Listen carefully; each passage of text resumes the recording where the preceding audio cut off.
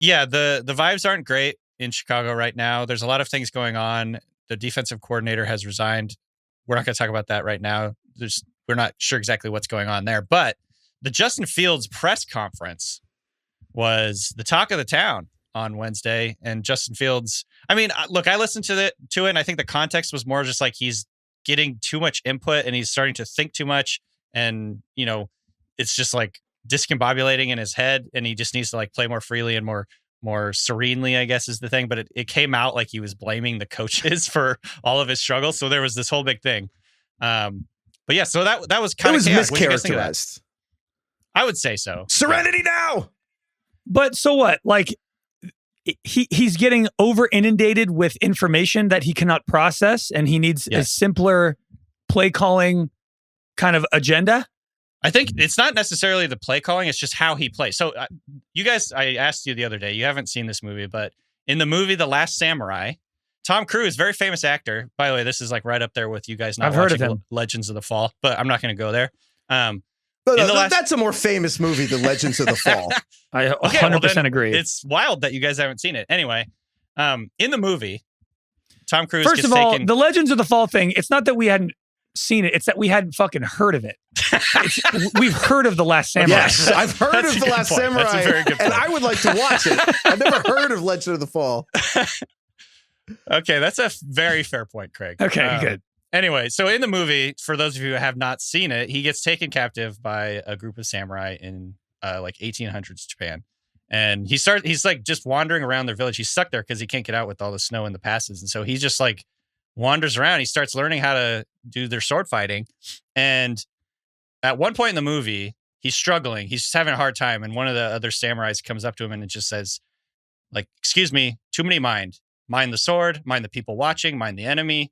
No mind. He essentially tells him to stop thinking too much. Too much, too less.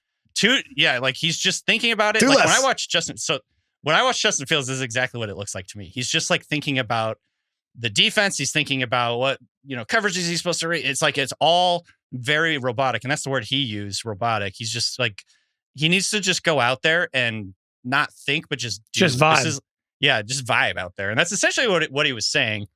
This is a concept that's been, pretty widely used in sports. It's from the inner game of tennis. I was talking to Nate Tice about this. This is something that Pete Carroll really subscribes to. Also, it's like quieting your mind. And Russell Wilson's a big believer in like getting yourself to neutral, like playing with a neutral mindset. And so I just think he didn't explain it very well, Justin Fields. But what he was trying to get at was like, he just needs to go out there and play versus like going out there and trying to think too much. But anyways, it sounded like he blamed the coaches for his struggles, which is not a great look considering everything that's gone on so far. There was a video of him hugging his offensive coordinator today at practice, and they made sure that the camera saw it. They were like pointing at the camera as they hugged. I thought that was funny. I loved it. They went like straight, tip to tip on that hug. It was like very intimate, and they held it for a while. I thought the vibes were really good. How else do you hug other than you could do like a side hug, like an ass out side hug. You could do like a bro hug. Craig, you're the one that's talking about how there's too many handshakes. Like this was a full on just like they hugged each other. So I liked it. Okay. I thought it was very genuine. All right. So we're high on Fields. He went tip to tip with Luke Getsy, high on Fields. And they like held it. There's a solid 3-second like embrace. I liked it. Great. I still think it's like I think it's slightly concerning that it's like Fields is like, they're giving me too much. I'm thinking too much. I need to just go out there and vibe. Like, is this what, like, are other quarterbacks getting this treatment, or is this a sign that Fields is not as capable as kind of a processor as other quarterbacks?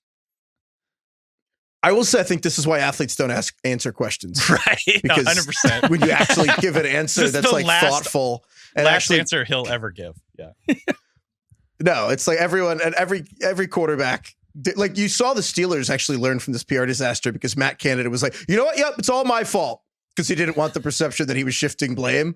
And so, but also as if, you know what really douses the fire when you have all this going on, when the Chicago Bears are heading to the Kansas City Chiefs, defending Super Bowl champion, to play this week. Great. And then your general manager, Ryan Poles, says, I actually looked this up because I saw this on Twitter and I was like, that's not real. Someone made it up. It is real. Ryan Poles, Bears GM, said, quote, to make it really, really clear, no one in our organization is panicking, end quote. Which, you know what? Don't put it in the newspaper that we're panicking. Nobody panic. Everyone stop panicking. It's just, who brought up I'm holding panic, this press man? conference because we're not panicking. Yeah. Some Michael Scott When stuff. things are going great. Also, I wait, wanna know, did you guys see the video of Devin White? Oh, yeah. Well, DK, you've been Yeah. railing. You've been railing about the Bears. You've been on. I think you've mentioned this actually every episode for the last 2 weeks, DK, rightfully so, where it's like the Bears are not using Justin Fields in design runs. Justin Fields had the second most rushing yards in his season ever last year. And then they're just not using him on designed runs. Mm-hmm. And then Devin White, who's the linebacker for the Bucks. No, he was talking to DJ Moore. He was talking to DJ Moore. Oh, was he? Oh, well, they're next to each other. Oh, okay. Oh, well, I'm wrong. Okay, whatever. He's still talking to a player. And the video was, they're not using, the video was, he's like, they ain't using you right. Like, they ain't using, probably because DJ Moore used to be in the division. It's DJ that makes Moore. sense. It's DJ but Moore. Regardless, but I watched the video and I was like, oh, is this before the game, after the game? And I'm like, there's like the trainer in the field with Gatorade bottles. And I'm like, is this during a timeout? Is he telling them this during the game? Oh, no. Like, that's crazy. Like, click on the video. Like, I think this is during the freaking game. I'm like, how embarrassing must that be for the opponent to come up to you like, yeah, dude, they're not using you right at all.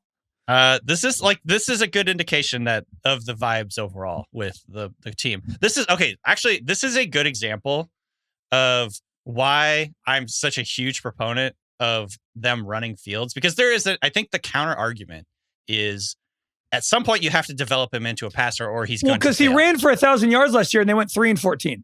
Right.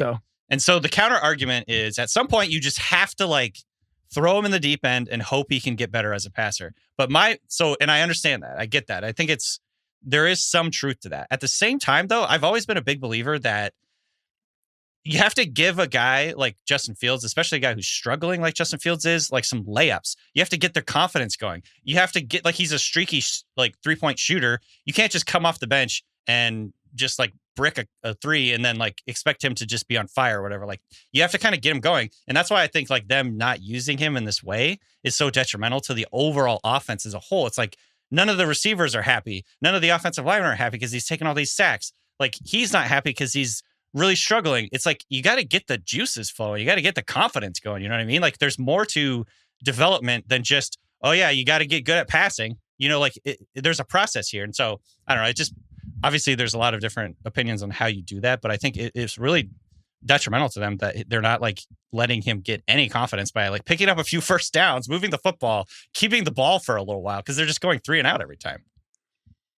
Is this the Costanza of the week? Play Justin Fields in fantasy, play DJ Moore, Bears, put money on the Bears money line, everything, because everything about this, the line is almost 13 points for the Chiefs. I mean, at some point, are we just what are we doing here? I mean, I think they're going to lose by 20, but I still think you should probably start Justin Fields, because I would say there's a very high likelihood he runs for over 50 yards.